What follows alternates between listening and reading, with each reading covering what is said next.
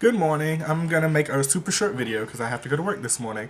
The news of the morning that surprised me most is that AOL, America Online, has purchased the Huffington Post for $315 million.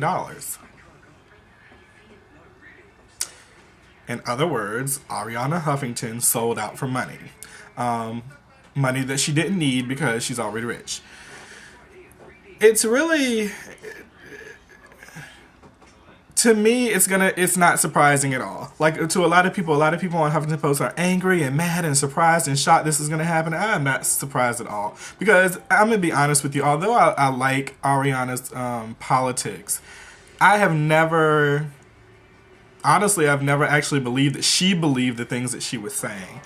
I like what I'm hearing. I like what she's saying. I've read her book. I purchased her books, read her books, agreed with her books, but never did I believe that she really believed that. And the reason why is because I'm always suspicious of, I'm not always suspicious, but I was suspicious of her and suspicious of several other people that were conservatives that then, became liberals. And the reason why is because also like her transition, people kind of forget that Ariana Huffington was a conservative commentary in the mid 90s. So during Bush 1 and during the Clinton years, she was a conservative.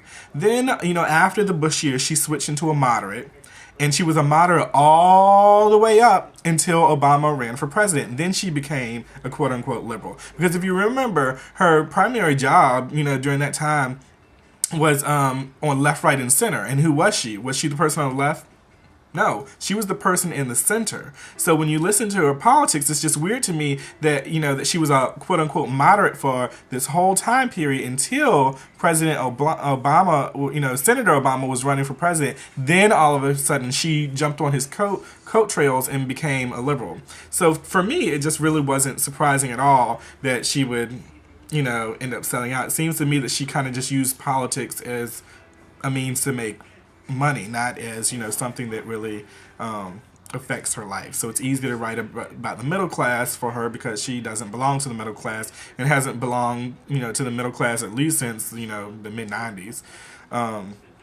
So it's really unfortunate that she has sold the Huffington Post for $315 million that she didn't need because she was already a millionaire.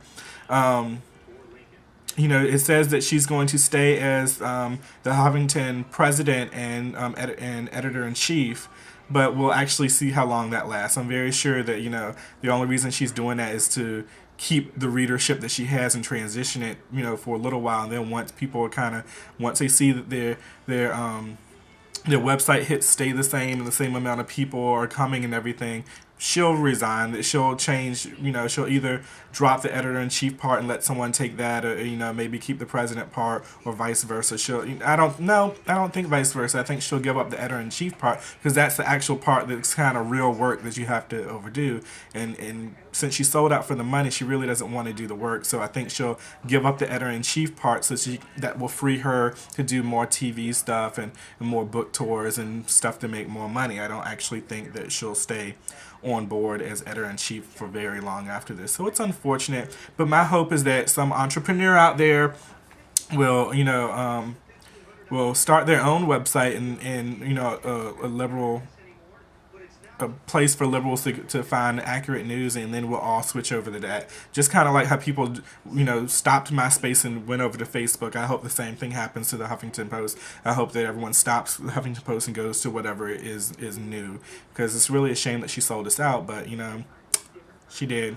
Sorry, I didn't trust Ariana. I'm sorry for anyone that's disappointed and actually did trust her.